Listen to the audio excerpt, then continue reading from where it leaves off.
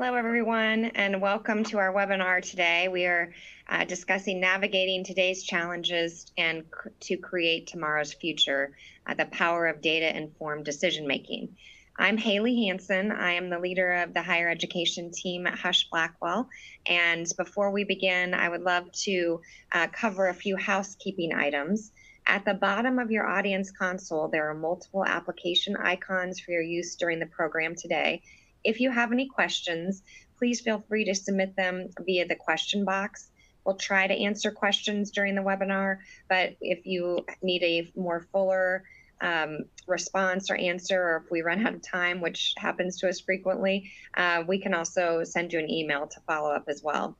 Also, there is a PDF of the presentation that is available in your program materials folder. So if you'd like to get a copy of the slides, feel free to open that folder and download the slides. The program has been approved for continuing legal education hours as well. And so for live attendees, make sure to report your hours by clicking on the CEU icon at the bottom of the screen. A certificate of attendance, including a course number for your particular state, will be emailed to you along with a recording of the webinar for watching and sharing at your institution. Also, towards the end of the program, please be sure to complete the survey. We love your feedback and would love to hear your ideas for future programming. So that's it for the housekeeping items. Let's go ahead and get started. And joining me today, I have Dr. Chuck Ambrose and Dr. Therese Scanlon. Dr. Ambrose is a senior consultant with HB Consulting, Husch Blackwell Consulting, which is a wholly owned subsidiary of Husch Blackwell. We formed HB Consulting as a way to add not only assistance for colleges and universities from Dr. Ambrose and Dr. Scanlon to help them strategize, to help them find holistic solutions, but also to make data-informed decisions. Dr. Ambrose has had a long career in working with presidents and being a president. So he's served as a president for 23 years, and again, works with our clients on building sustainable futures that really look at and assess data. Dr. Therese Scanlon is also an education consultant in Husch Blackwell Consulting, and she draws on decades of experience in the higher education sector to help educational institutions respond to challenging landscapes and plan for the future. Therese also focuses a lot of her time on making data-informed decisions and helping institutions not only make sure that they have the accurate data, but using that data to really project and put themselves in the best position moving forward. So we're so happy to have Therese and Chuck join me today. And with that, let's go ahead and get started and talk about, I would think I was supposed to put our pictures up here and I didn't. So there's our pictures. We're on the screen too, but ways in which to get a hold of us. All right, so our agenda today is pretty long, so I want to make sure that there's a lot of content here. The first part of our agenda, I'm going to talk about the legal implications for assessing academic productivity and restructuring. So a lot of times we get a lot of questions about, how can we be more efficient? And, how can we make sure that our academic programs are actually meeting the needs of our students and that we are staying ahead of in those areas. And then Chuck and Therese are going to talk to you about the value of data-informed decision-making as you look at this assessment and do a couple of case studies regarding institution sustainability and what does that look like and what are some tools that you can use to make sure that your institution is sustainable in these ever-changing times for higher education. Okay, so let's start at the beginning. Where do we want to begin an academic assessment if we're looking at assessment? And the first place you start is with your data. And what we hear, Therese and Chuck and I have heard this over and over, oh yeah, we have this data, we've gathered this data. There is so much data out there, and we do understand that, but a lot of times it's not the right data that you need to be able to make decisions. And sometimes some institutions have so much data that then they're kind of bombarded with it, and therefore have difficulty taking any action because there's too much data, essentially. And so you really need to make sure the accuracy of the data and really what you're looking to determine. And Therese is going to talk about that in a little bit, and just, how do you use that data to make these strategic decisions.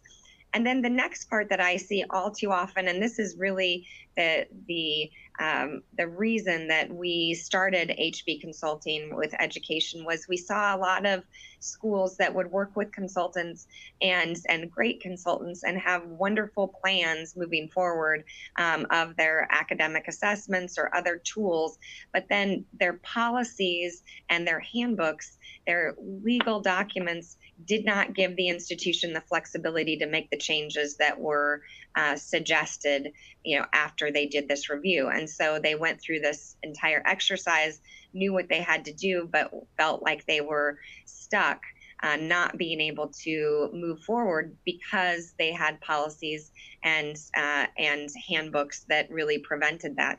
And a lot of institutions also have handbooks that don't allow changes to be made without a lot of involvement from the faculty as well, and that became very, very difficult. Or they have very outdated handbooks, specifically the faculty handbook. This goes hand in hand with your appointment letters as well, in terms of when you're looking at right sizing your institution, of what does that look like. So using your data and saying, we don't have the right structure, we need to change it, in academically or even on the administrative side, and yet your handbooks, your policies, your letters of appointment don't allow you to do that. So as you look at all of this information, it's important to look at it together, both the legal side and the consulting and data assessment side, to then have a strategy to move forward and really make plans of how are we going to get this accomplished. And maybe we're not having issues right now, but when you look at the enrollment cliff, when you look at all the pressures on higher education, it's very likely that a lot of schools are going to have issues moving forward. And so how do we set ourselves up through our own handbooks, through our own policies, to make sure we are nimble and can take action when we need to take action? So that's really important as you're looking at this. So policies, reviews, and considerations, again, you have to look at your handbooks, you have to look at your contractual relationships, tenure, shared governance, what you have for due process, and then what it looks like if you do have to have any layoffs or terminations, how you mitigate those risks. So I want to start off with the legal issues to talk about faculty handbooks. And I've given an hour presentation of this. So Therese and Chuck, you're going to have to make sure you keep me on task, that I do not go over here. But I like to talk about faculty handbooks because a lot of times I will come in and they'll say, oh, we would love our outside counsel, our lawyer, to come review our handbook.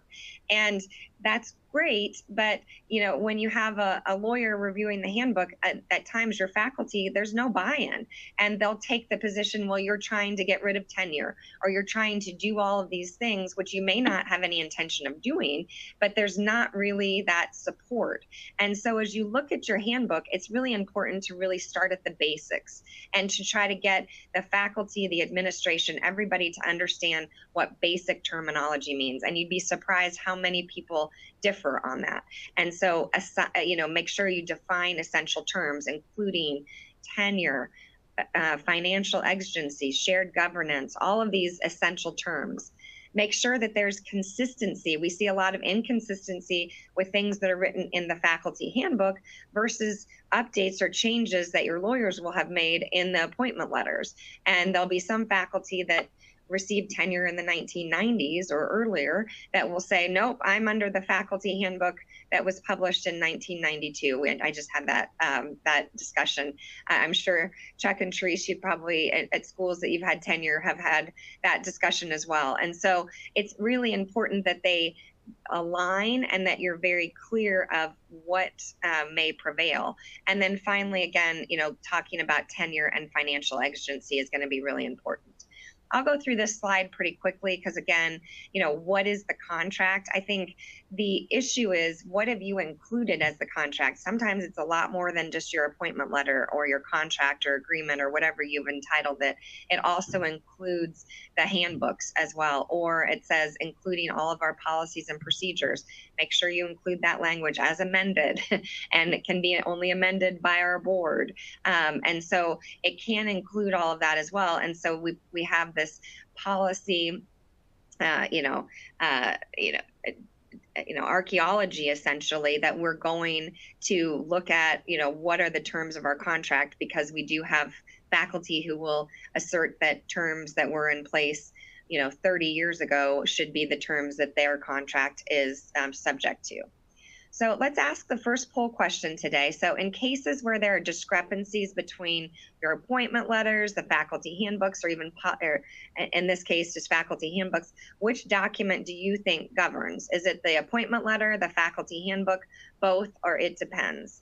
So if you go ahead and respond, that would be great.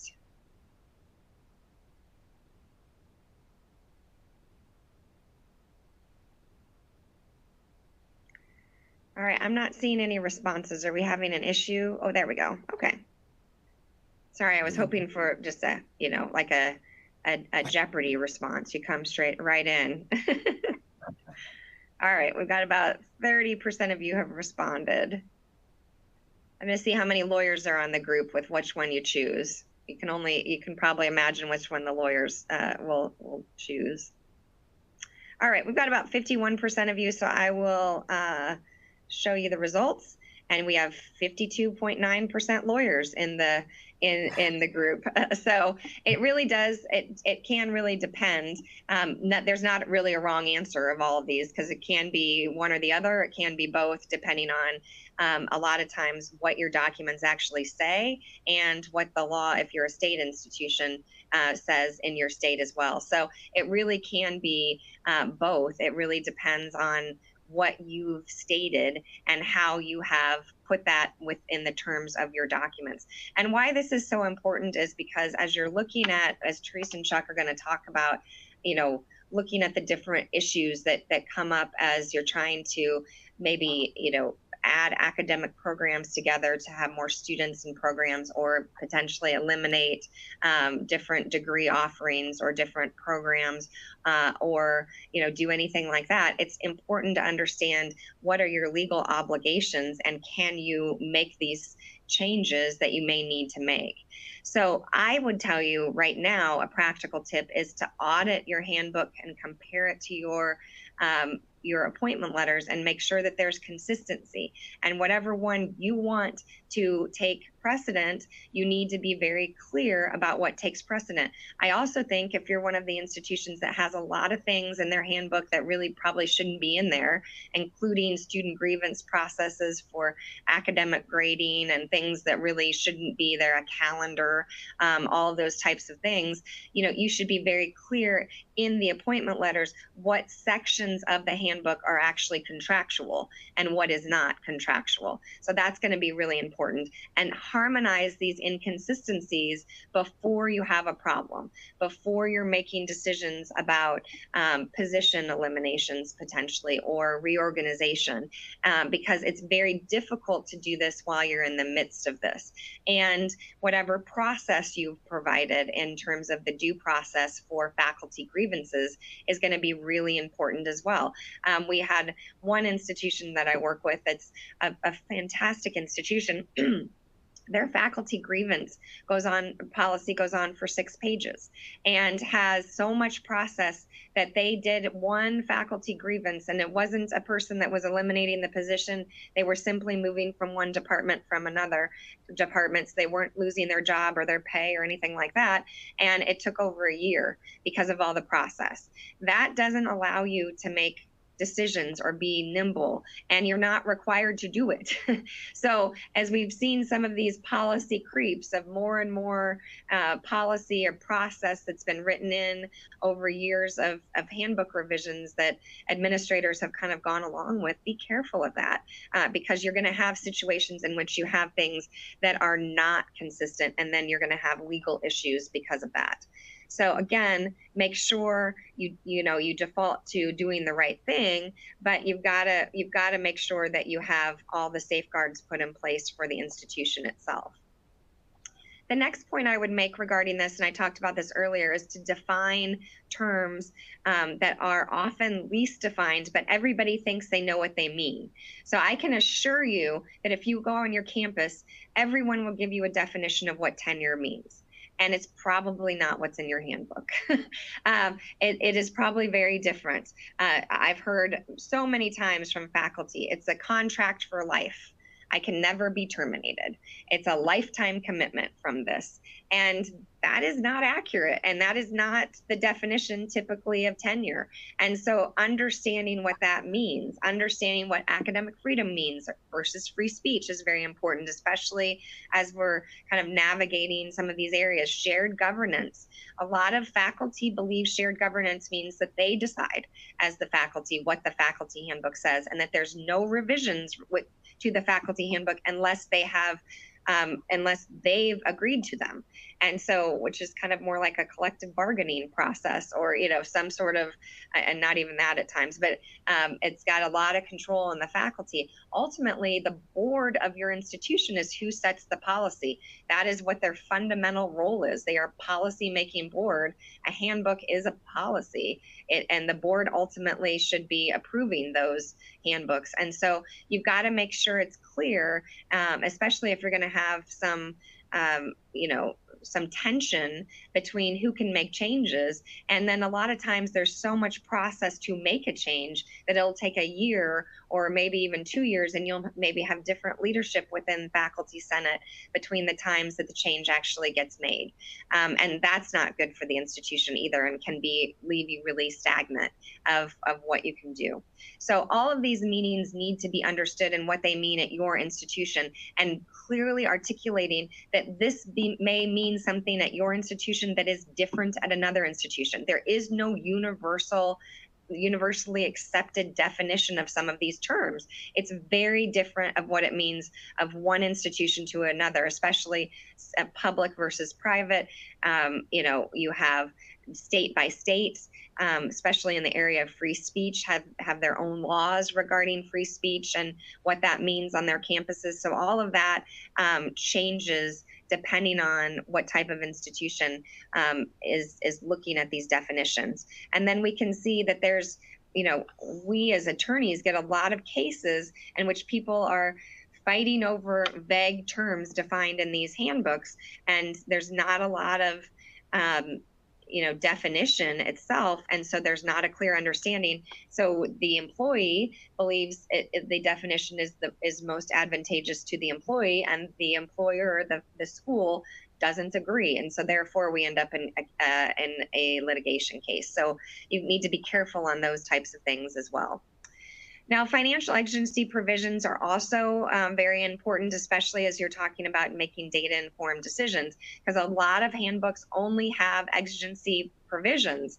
They can't do a lot of things on the academic side of the house, especially with tenured faculty, without declaring exigency, which for a lot of people is kind of the nuclear option of, a place that we do not want to go. And so, talking about what does exigency mean in the handbook, and what does it mean for anything less than exigency? So are there ways in which you can make changes that are not as extreme as exigency? And Chuck, I'll just get your insights you had to lead an institution through declaring exigency and have actually written a book on financial exigency. I mean, give me your thoughts too on how does this work when it comes to your overall definitions and moving forward legally, and then what the practical implication of that is. Yeah, I can't appreciate more, Haley, the where do you start, right? Because there's so many institutions that find themselves in having to make hard decisions that wish that they would have done their handbook reviews, wish they would have aligned their contracts, and even some that financially, by virtue of those policies and contractual obligations, can't make enough decisions or generate enough savings fast enough to meet the structural deficits they're trying to solve for. It's very interesting. Financial exigency people will assume equates to corporate bankruptcy, and it doesn't. It really is fundamentally a means to reallocate resources. But unfortunately, within university and campus settings, we're people organizations. So all of these decisions and exigency really defined as institutions who either wait too long or fail to act, where the survival of the institution is at risk. That degree of urgency kind of elevates it to a whole nother level of making decisions. And I think one point, Haley, you made that I would really commend to those that are joining us. The near exigency equations that are within lots of handbooks have a lot of vague and ambiguous kinds of terms that doesn't really allow for the kind of either program elimination, reduction, and ultimately net savings, right, that sometimes are required to save an institution. The other factor that's most important, used appropriately, and when you have to, Moody's interprets exigency as credit positive, because you're actually taking the actions required to restructure and reallocate those institutional resources to where they can be sustainable. But Haley, again, I think to go back and make sure that your policies are clear and your processes align with the realities that institutions are having to meet today is an absolute critical first step. Thanks, Chuck. Yeah, I think that's going to be really important. And then, as you look at exigency, they're going to have legal implications as well as if that's something you're going to have to do. Not only, and I put HLC as the example here, but not only notify your creditor, but also the Department of Education when it comes to those types of issues that are happening. But I think a lot more schools are having to go down this road. And a reason that they're going down this road, candidly, is that they don't have any other options within their faculty handbooks. They've kind of tied their hands. So, and there's not enough time, they don't have enough cash. They don't have enough runway to be able to get to 2 to 3 to 4 years down the road by the time the handbook finally changes. And I don't know that the faculty really has maybe understands that the dire situation that the institution is in, because a lot of faculty members that I've talked to say, well, we're always, our school is always at a budget crisis. We're always, every year we're trying to find money and cut positions and doing this thing. So it's, the existential crisis hasn't really set in, I think, in a different way. So all right, so exigency and tenure, again, is so important to address what tenure means. And again, it can be addressed within the state. I think there was a question as to whether or not the department has weighed in yet on tenure. As of today, and looking at it this morning, there's been no such communication from the department regarding tenure. It'd be very difficult because, again, it's contractual in nature, and unless the states actually took action, which a lot of states have, regarding elimination of tenure. And so, we'll kind of see how that progresses over time. But there's some, we've done quite a bit of benchmarking on this, and there's been quite a few states that have either,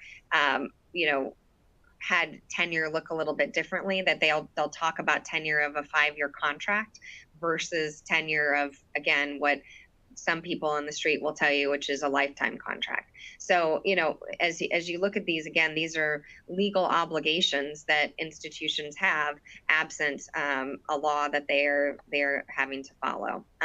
So, and then everyone goes back to the AAUP guidance and, looking at those conflicts between tenure and exigency, and specifically going back to the terms that were defined in 1940 in AAUP definitions that institutions have kind of adopted in whole or in part. And a lot of things have changed within the legal community, or I'm sorry, the legal and the higher education community since 1940. And so, looking at what a legal definition may be of tenure in a particular state, if you're a state institution, or if you're a private institution, what your documents define as tenure, has changed obviously since then as well. So it's really important that you articulate these definitions and that you have alignment and consistency, so that as you talk about some of these hardships that may occur at institutions, you have the flexibility to make decisions. You have the flexibility to do things necessary to be able to help the financial position of the institution and move forward in a sustainable manner. So the practical tips I would give you are, again, define these terms, what they mean at your institution, and ensure that they're applicable to your state law if you have those. Make sure you define what shared governance is, and maybe even have a training on what shared governance is not. At times we get into situations in which faculty think that shared governance means if it has to do with faculty positions, they ultimately decide. They are the decision maker, and that is not accurate. The board is the decision maker. And then what are the short-term options that you have? How can you move quickly if there are situations? I have, schools, unfortunately, some that have come, a little too late and have ultimately had to close, or some that think they might have to close, but their provisions are so archaic, and they really haven't addressed that because they haven't wanted to. A lot of times the administration doesn't want to have to deal with the backlash potentially from the faculty, that their hands are tied and that there's not a lot they can do other than declaring financial exigency, which, again, to me, in the last 12 even to 18 months has become much more common than what we saw, and I think the first 25 years of my practice. So I think that's really important as well. So, things to take a moment to ask yourself is, do we need to make sure that we are aligning our internal policies, procedures, handbooks? Are there things that we have in there, like due process statements or grievance procedures, that we are better off not having in here, and then going through a process of eliminating that and, consistent with your handbook? Have we created more procedures than we're required to? I can almost assuredly tell you that yes, you've done that. There's hardly any handbook that I have seen that hasn't given more process than is likely necessary under the law. And so that's something that you need to look at. And then how do we change these provisions? What do we do to make these changes as we're looking at our sustainability and moving forward? So Chuck, I'm going to turn it over to you. Kind of giving you a few other practical tips of, making sure that, again, language should be defined that is accessible to a layperson. It shouldn't just be lawyers, because lawyers will always fight about language that are, understanding technical terms. It really should be a universal understanding on your campus of some of these terms as you move forward. All right, so Chuck, I'm going to turn it over to you to really talk about, once you set this groundwork, once you have these, these legal obstacles kind of addressed or understand what they are, how do you look at this framework for financial stability and sustainability moving forward? Yeah, thanks, Haley. And for many of you who have joined some of our more recent webinars, you've seen this framework for resource allocation. And, ultimately, as we think about resources, people are our greatest resource. Programs, people, and how we deploy them, and what outcomes we present, what value proposition we can generate. Much of this, is framed around not just concern, perhaps crisis. Haley mentioned existential threat, but this is a helpful framework when you're growing and when you're allocating and investing and looking for the best return.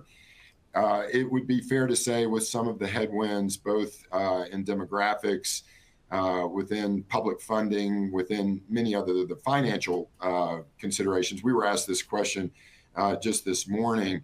Are all institutions challenged today? Well, challenged to make sure that they're utilizing their resources across all four of these quadrants. Everyone's concerned about net performance, their overall net resources, your enrollment, your net tuition, your sponsored research, your indirect costs, how you're generating resources to resource the institution, how we use those in our processes, and do we have the appropriate internal mechanisms to know where we are and use those resources.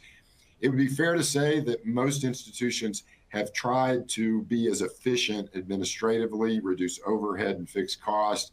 And so today, our focus is really thinking about instruction, mainly because as we've gone through all of those elements to create efficiencies and effectiveness, it's absolutely true that our balance sheet is very different from our operating statement. And the trend we see across all sectors is a loss of net revenue at the same time when we've had a difficulty slowing expenses down at the same time. And one of the last places that institutions want to go, because it's the core of our activities and people, is instruction. And so when we talk about portfolios, when we talk about restructuring academic programs and why data is so important, that's where we really start some of the practical examples that we'll walk through. And Teresa is going to really focus us on that lower left quadrant of academic productivity.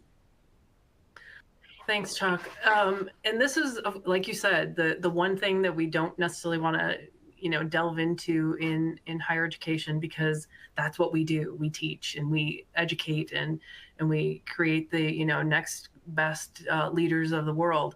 But in order to be relevant for today and in the future, we've really got to do a good job of analyzing our instructional costs, because we've worked with a number of clients already who didn't realize what was really going on, how many credit hours each faculty member was producing, and how much it costs to produce those things. How much does it cost to produce a degree? And so we've been able to help them look at their data in a different way to analyze their instructional costs and understand really where they're really excelling, where they might need a little help, and what those things that are really not doing well in the institution. The other thing that is really important to tie to this is your student outcomes. How many students are, having to take Math 101 multiple times? How many students are getting to graduation? Those kinds of things to make sure that once you get a student, you got to do what you can in order to keep them, because it's cheaper to keep them than to go and get another student. And then identifying strategic improvements, comparing costs and outcomes. It really is where resources generate the highest value and highlights areas for enhancement. And because every institution has great things. And so here's our next poll question. How useful would it be to have an academic portfolio tool to analyze instructional costs, student outcomes, and make strategic decisions? So would it be A, very useful, B, somewhat useful, or C, not sure if it will impact our institution? If you could submit your answer. Once we get a good mass of answers, we'll let you know what everybody thinks.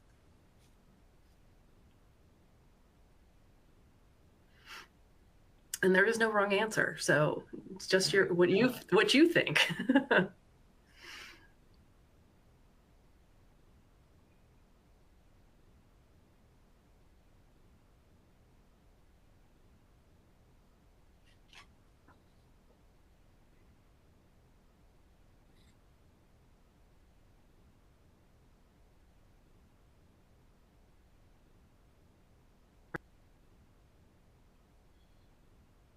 So that's over 50%. So oh, here we go. Now we're over 50% now.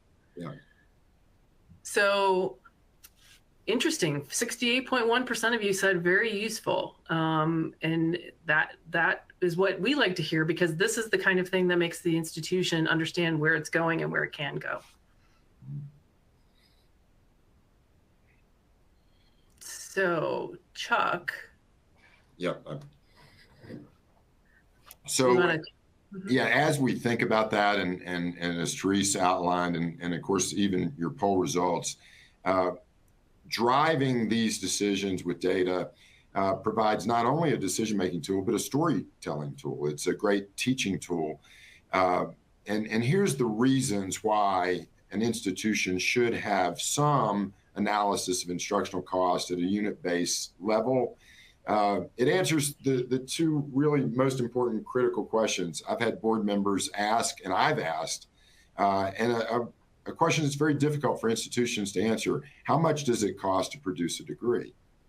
And of course, I do think, Haley, we're going to be asked again by the federal government, right? How much does it cost, and what does the degree produce in terms of viable income for its graduates? So the data has multiple uses. Very soon, we'll be asked that very soon with the One Big Beautiful Bill Act that will be coming next year. So yes, I'm sorry to interrupt you, but yeah, you're exactly right. Well, and what we would commend, there's definitely a reason that many institutions don't have a portfolio, that many don't have the internal capacity. For a lot of times, and I can say this as a former president, it may be a question we ask that we may not really want to know the answer to. Because if we do know what it costs to produce a degree, we may have to make some changes to either hold our costs down to our students or justify our value proposition. But the ROI is really straightforward. It helps you have data integrity, make your data useful.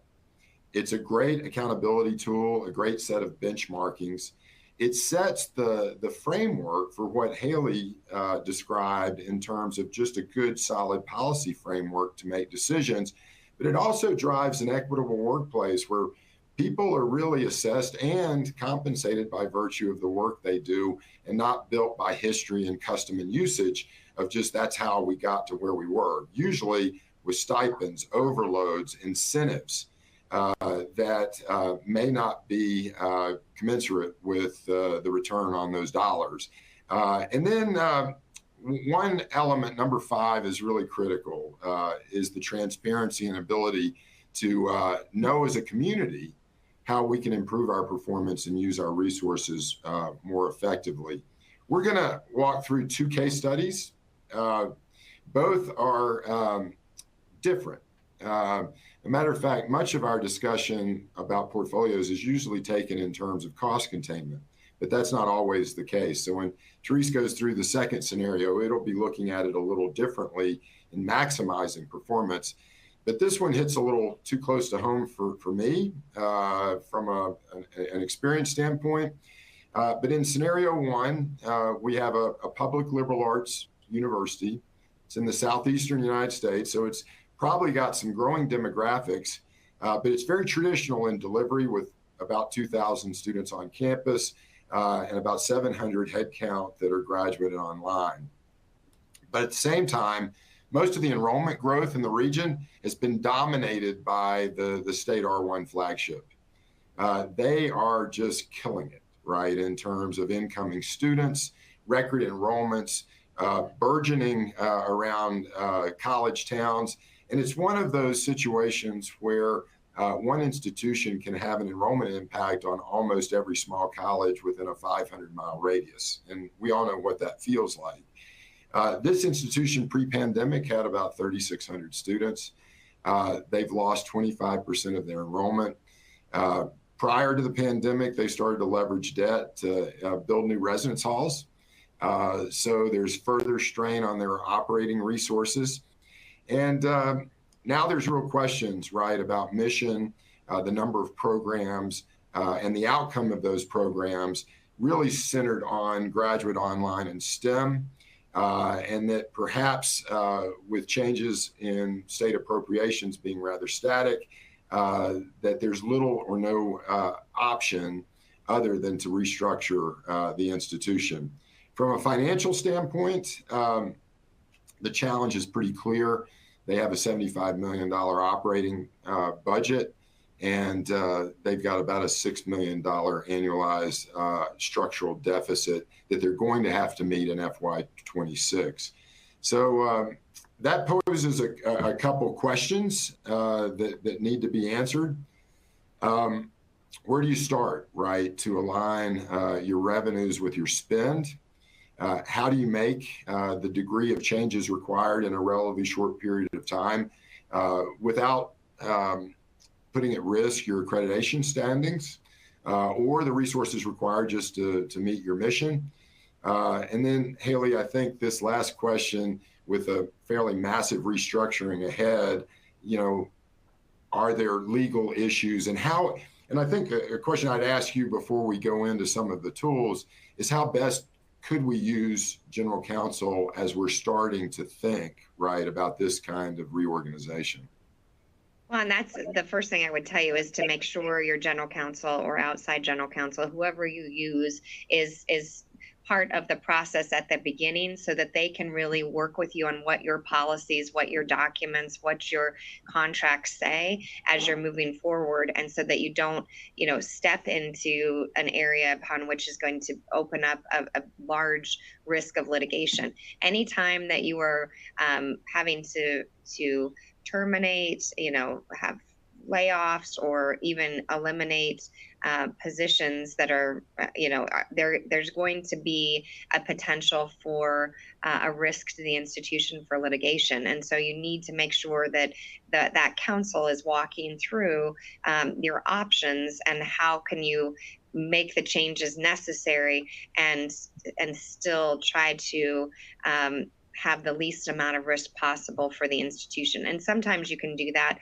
by offering, severance or separation packages, other things in which you can get, agreements from employees as they are transitioning. But a lot of times, the better options when you go through something like this has to do with time and giving employees time to look for other jobs and the runway and financial support to do that. It usually goes a little bit better. And sometimes that's the thing you don't have is time or the cash on hand. So Chuck, I guess I'd go back to you and just say, those are the legal issues that you want to start thinking about at the beginning. But, where do you start when you have all these myriad issues coming at the institution at the same time?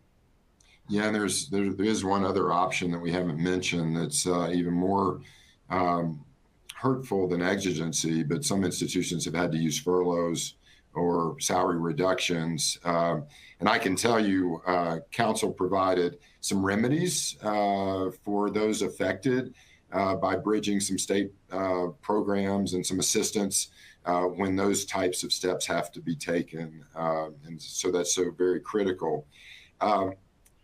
This next tool, and I would say it's kind of in the same place that Haley started with the handbook review.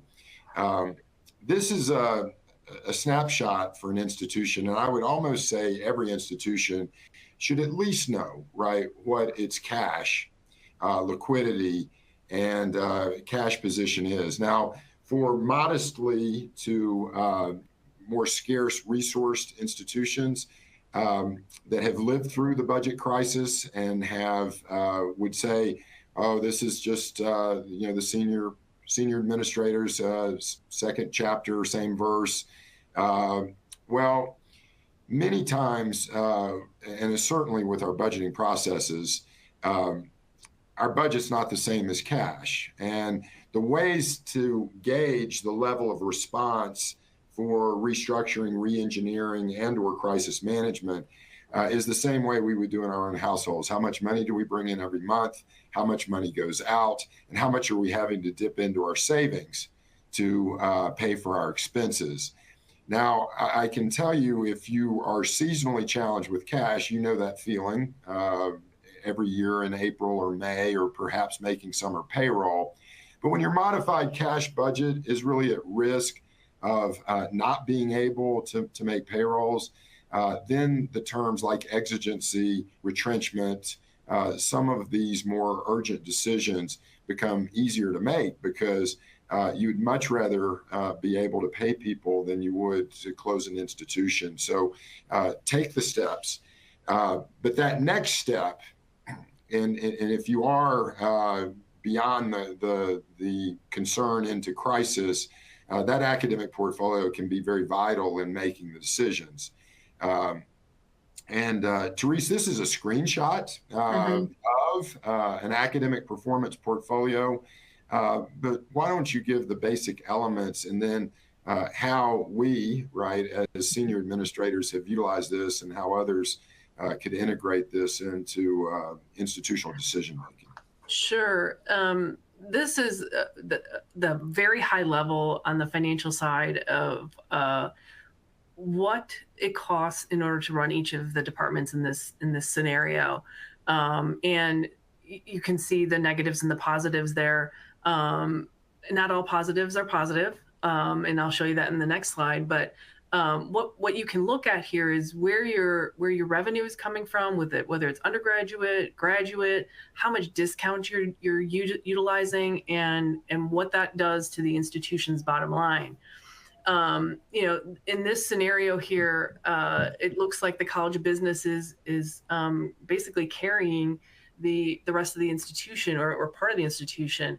But when you really, and you would say, okay, I'm going to focus on College of Arts and Sciences, and I'm going to focus on the School of Education, but that's not as far as you have to go. You really need to look at the whole institution, at all of the different areas, including, at the department level and at the faculty level, because you'll see here that data science and computer science in this School of Business are holding their own. But then you get to, business administration and economics, and they're not. And so just because the whole School of Business looks okay doesn't mean that the whole School of Business really is. And Teresa, it's important to really note that this is your data, and it's organized and structured really to think both institutionally down to the school and college level, that it goes to the program level of viability, and then down to the instructional line. Because again, there are times when you have to either reduce a program, eliminate a program, or consider ways to improve programs that would be more viable. I think, Haley, when you were talking about review of handbook and some of the sequencing of who you can have some impact on, there's many handbooks that will literally not allow you to restructure and allow instruction to be allocated where your enrollments are with enough time. And how easy is it culturally, is it dependent institution to institution to really think about a much more proactive way to best practice a revision, right? Because most of our handbooks have been built over so long a period of time, and now we need nimbleness and immediacy for next semester. Right. And I will say, Chuck, that, what I've talked to my clients about is the fact that you need a tool like the academic portfolio that you and Therese create for schools and present to schools, or if they're going to do it themselves, that they need to, be able to present data, because it is not helpful to go into some of these meetings where you need to make hard decisions and change maybe language in the handbook, and there's not an understanding of why or what the issue is, but when it's on the screen and there's data and you can say, look, the School of Economics is not performing, and you can kind of compare what's happening as to why you need to make some of these reallocations or changes, or why some areas may in the budgeting process get more funding than other areas. It's really important to be able to do that. Now, I've suggested you can do this yourself if the school wants to. I think it gets, and some of the schools that I've worked with that have tried to do this themselves, they will say, well, there's a lot of assumptions with data. And so therefore, if you as the administrators are making all the assumptions and not an outside third party, we discount those assumptions. And, and they're really kind of attacked, which is why it's been so helpful to have partnering with what you're doing in HB Consulting and creating these academic portfolios for schools, so they can use that data to then go hand in hand and present why this is important and try to get the buy-in of how we all need to move forward to make sure that we have a sustainable institution, and we're not one of those institutions that has to give 3 weeks notice of the closure of their doors. And so that's what's so important, and why an academic portfolio like the one you've developed for schools and that you're giving some of these examples on with our scenario is so important and drives some of the work that I do, because they're already there. They're not thinking, oh, this lawyer has come in and is just telling us what to do, and there's no really data behind it. So that's to me the differentiator in trying to And, and to be very candid, and maybe some people won't love this statement, but I feel like administrators have been, very concerned about sharing a lot of data because they don't want anyone to think that the school is not doing really, really well. And some of this data will show that there are parts of your school that are not doing well. And we all know that once we share it, sometimes with our faculty, that it is spread. It is not necessarily confidential like we would like to. So sometimes it can just be a matter of feeling very comfortable that this is where we're at. We need all oars to be rowing in the same direction to move our boat forward and to really help us moving forward. But that's a hard thing to accept too. And I've had, a struggle at times, trying to convince leadership that maybe that is the best course of action moving forward, especially when you're in these situations where there's really hard decisions that are being made. It's so critically important, and I'll give you one real life example. A teaching institution faculty instructional line should produce about 600 credit hours annualized per year. When your data says that your annualized per instructor credit hour production is about 290 credit hours, you have something to fix, right? And some, as Therese has done real time with institutions, given some pretty quick and immediate ways to improve performance, an immediate ROI to say, hey, let's just adjust our scheduling and our course sequences and our load. But when you have no academic programs at your institution capable of producing enough income to even pay for faculty compensation and benefits, then you've moved into more of that crisis mode. And this is the types of data, right, that portfolios present. Now, utilized in a totally 180-degree way, where not too many institutions find itself today. Scenario 2, Therese, maybe looks at it, why a portfolio is important in good times and in bad. Yeah, in scenario 2, we're talking about a private evangelical university who's had historic growth in a couple of their sectors of their institution, and they're anticipating a 10% growth this fall. But it's in very specific areas in health sciences and data sciences. And so the state that they're in had provided an incentive for high school graduates and adults to enroll in these high demand fields for that state. And in order to keep up with the shifts in enrollment and course demand, the board is requesting the campus identify a set of signature programs to build the case for the next capital campaign and reallocating resources. The campus leadership is engaging a community-wide initiative across governance and community groups to help build the future size and shape of the university. So this is an institution that looks like it's going places, right? That it's growing, but it's in very specific areas. So you have to then, so what are, Chuck, what would you say are some of the options to address an immediate shift in strategy like this? Yeah, again, the data becomes so critically important. In a prior life where Haley and I worked together at Central Missouri, 163 majors, we had 11 programs that served 40% of our students, but yet we hadn't resourced them any differently than we had in the past.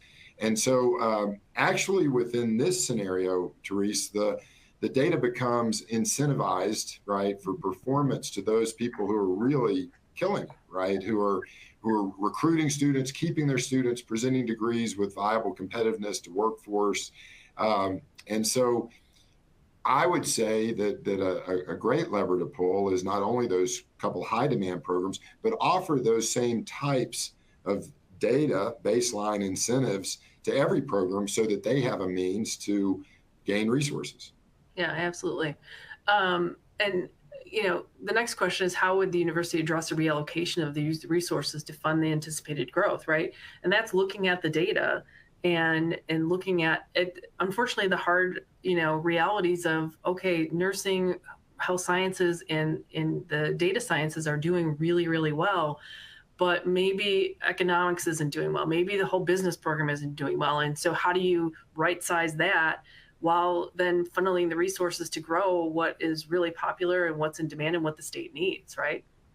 Yeah, and Therese, one other element, and I'd be interested on, because again, Haley, we don't find ourselves in this position too frequently, But incentivizing down to the program level, we can identify what your fixed costs are. And once you perhaps grow revenues beyond paying kind of the overall franchise fee, share them back to the program where they can give it back to their instructional costs, their operating budgets, and even compensation. Because if we really want to change behavior, we have to incentivize, right?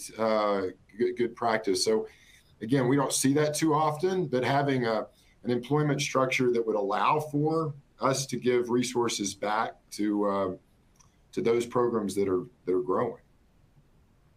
Yeah, I think you have to be careful legally how you set that up, but you could set it up in a way that would, address those needs, and again, make sure that you are supporting those areas that are moving forward. So when we look at the big picture of this kind of scenario, and you can see, here's a snapshot of just 3 of the parts of the institution. The School of Nursing under Health Sciences is covering themselves, School of Businesses, because they've got the data science part.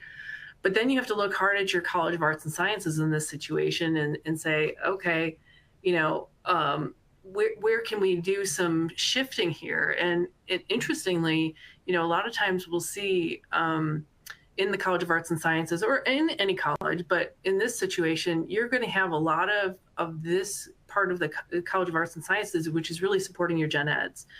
But then you also have the major that goes along with it. And sometimes the major, the junior and senior level, is the thing that's really dragging down parts of your College of Arts and Sciences. And do you really need those majors if you're going to grow in other ways? Right, Chuck? I mean, yeah. I think we just have to be careful with that. And here's another snapshot of the details of the School of Business, where you have the data sciences really growing and covering their costs, but maybe accounting isn't popular in your region, and you need to kind of figure out how to maybe eliminate that program in order to have the resources to do what you need in data science and computer science. One of the things that you mentioned, Chuck, was the 600 credit hours per faculty member, and that goes back to policy too, to Haley in the handbook.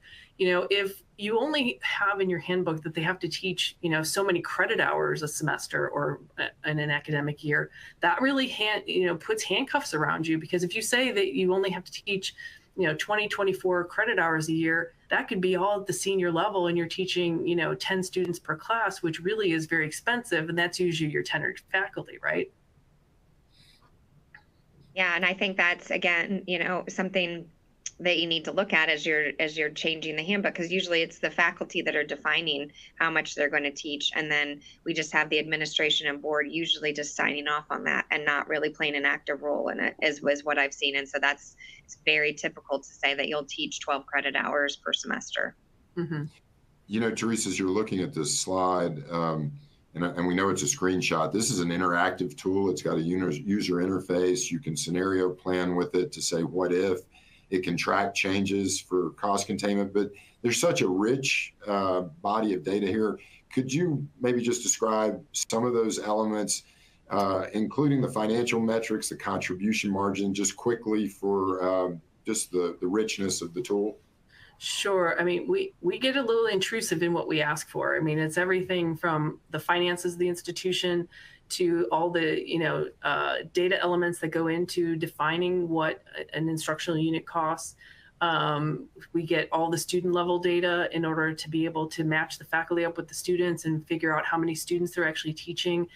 On the student success side, we can actually look at to see, how many students are they teaching and how many are they really, getting to the end result of passing those courses. And so we've got everything that is important in determining whether or not that it's a viable, not only college or department to a program, to how many faculty are needed in that particular area.